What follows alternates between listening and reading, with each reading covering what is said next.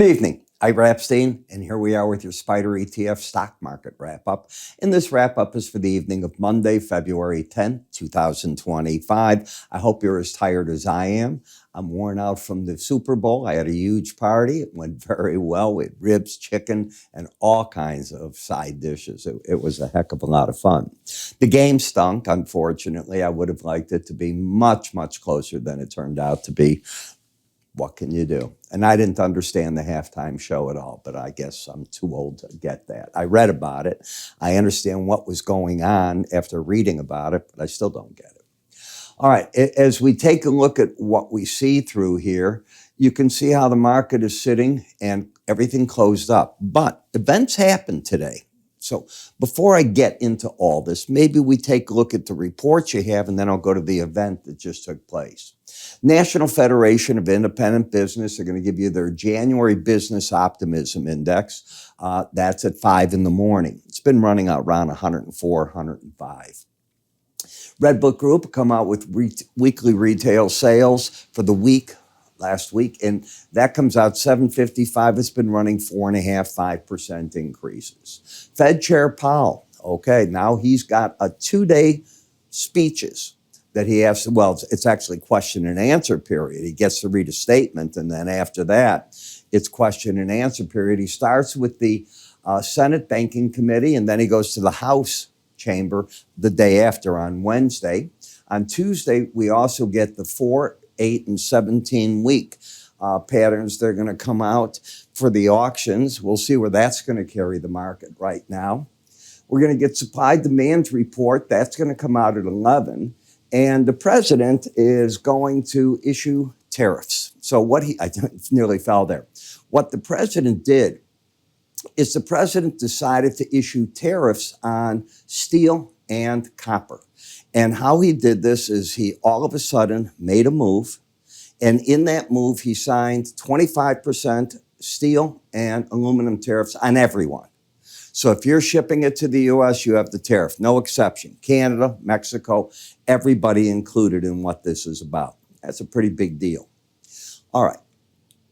Let's take a look at the chart action that we have and go there. And I think that's the best thing we can do because we cover so much. First, I'm starting to cover, as you know, over the weekend, Uber. And the reason is Bill Ackman from Pershing stepped in and bought $1 billion worth of this back over here. He had to do his filing, and that's where he's in.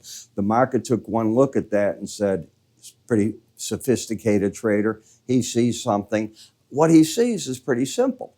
Uber's well positioned for whoever's out there with these applications to make their cars self-driving to be the feeder for that. And while I know you hear that companies want to do it on their own, it makes no sense to do that.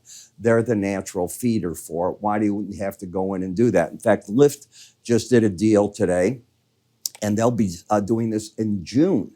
I think it's in Dallas that they're doing it. They start working now with other companies. So the market jumped up very smartly, as you can see. We have a pattern of a lower low and a higher high. The market has now got big support between the 100-day average, the 200, and the 18. Notice it's 70.81 to 68.73. So something there is going on in the way of the support. It's been a vertical price rise. Do I want you to chase a vertical rise? No. You're well over the upper Bollinger Band. It's certainly a breakout on the news. The news had nothing to do with earnings. This news is all about, and I want to make that clear, Bill Ackman.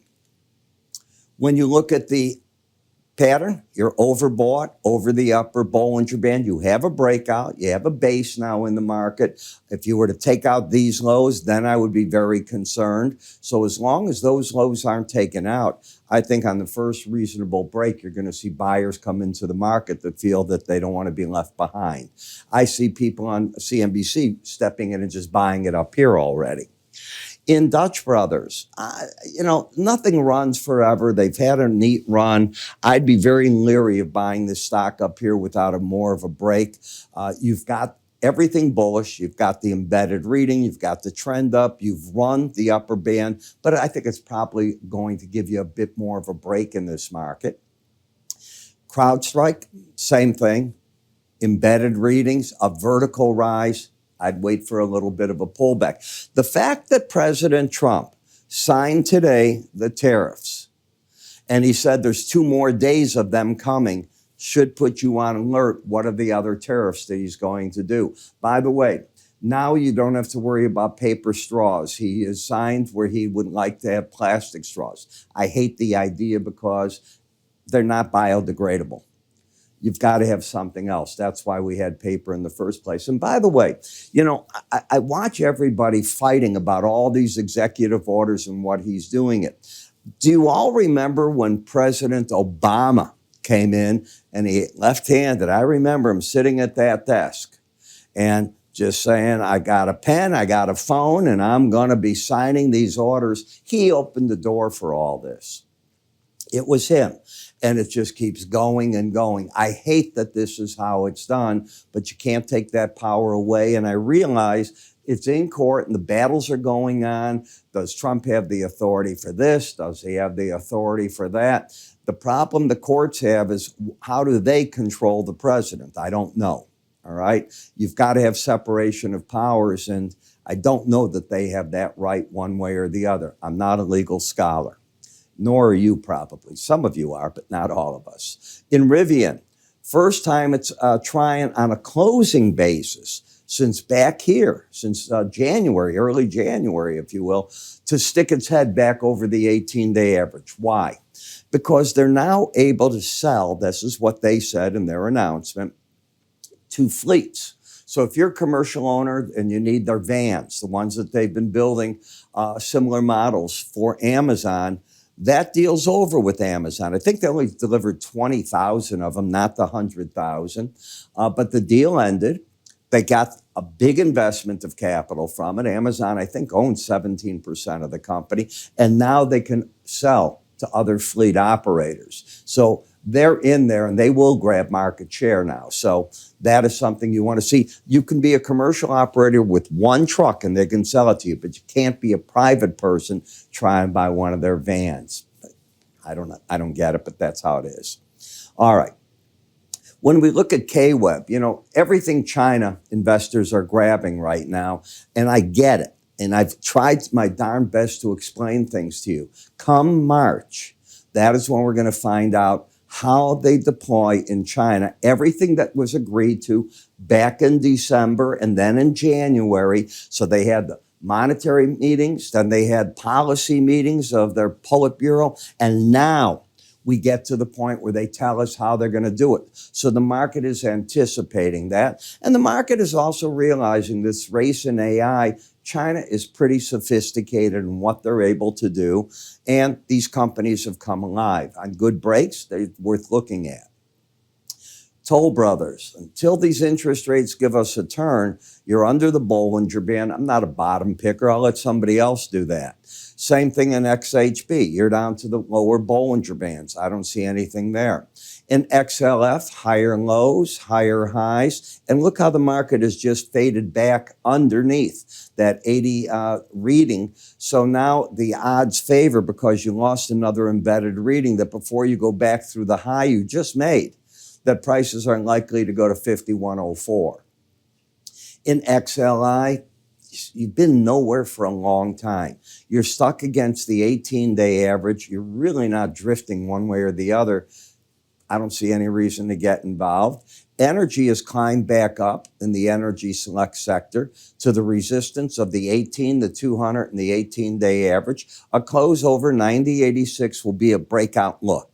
Then as long as you don't get back under the lows of Friday, the market looks higher. If the market fails here and gets under Friday's lows, watch out, you're probably back at 8,700 in the market. In GLD, higher lows, higher highs, and you can see how the marketplace going sideways here, not doing an awful lot. Is that true? No. It keeps hitting the Bollinger Band, breaking back and making new highs. It's a bull market. If you're on my subscriber service, you're in this at a beautiful price and you're riding it. You're in the video from a year ago, December. You realize that. Not this December, a year ago. And so we hold a lot of positions in our subscriber services, and then we roll out and then we reestablish them. Boeing was one of them. We started buying in the summertime, and now look where it's at. I remember going to see my uncle in California. He said, boy, you're so wrong on that one. Well, from where it was, it's up $25. I'll take that, or thereabouts. Watch here. Keep your eye on the 18-day and the 100-day average. The markets are fighting right in here. And yes, I have an uncle. I'm older. He's still alive, in pretty good shape. Looking pretty good right there for support if it pulls back. Silver's not the leader. Silver's a tag along in this market. Copper has been a leader, no question about that. And it's had the zoom to the upside because there's so much fear that copper is going to be one of the items that hits the export list. I don't know. We'll find out, I guess, in the next 48 hours as we get the next readings on those. BND. Why would you want to go into what the Fed chair is going to say tomorrow one way or the other? I think I'd want to hear. I'm not worried about Wednesday. I'm worried about tomorrow. Generally, the first day of the hearing is where all the beans are spilled. Everything else after that is the rehashing. That's traditionally what I've seen.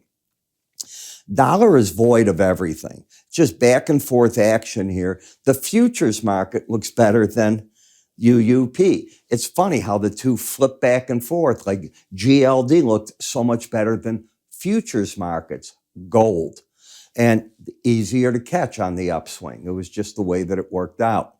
FXE, you can see how the market is backing off down here. I don't see anything that I think you can do except be on the bear side. I look for the market to look for sellers to go short at 95.84, get over 96.38. I think they'll step away from the market, and anything near 94.60, I think there'll be short covering that comes in the short term. You know, you see me talk about all these terms where I talk about support, resistance, where you go. Well, we have our guide to technical indicators, volumes 1 and 2. We converted this with our good friends from Modern Trader and made this into PDFs that we send out to you. With that PDF, you can print it out, you can read it that way, you can put it on your computer screen and just read it right there, but it's really in-depth. And it talks about so much of what was done, how to work with this, from Gann, from Elliott, Fibonacci. It's all in here. Examples. What is it? Then the Arun indicator, which is time and price. Price counts. They're there. So you're going to see how to work with those and why traders work with some of them. Options primers. You know, options have gotten very sophisticated. CME Group today is putting in daily options now on just about every one of their main grains. So a lot of people trade them. How to get this? Go to IraEpstein.com, free offers. You'll see it right there. Or just put yourself up. There's a link up on the icon there. Give that a click and away you go. In the meantime, I'm Ira. You have yourself a really good day. And I will catch up with you all at the morning update. You take care.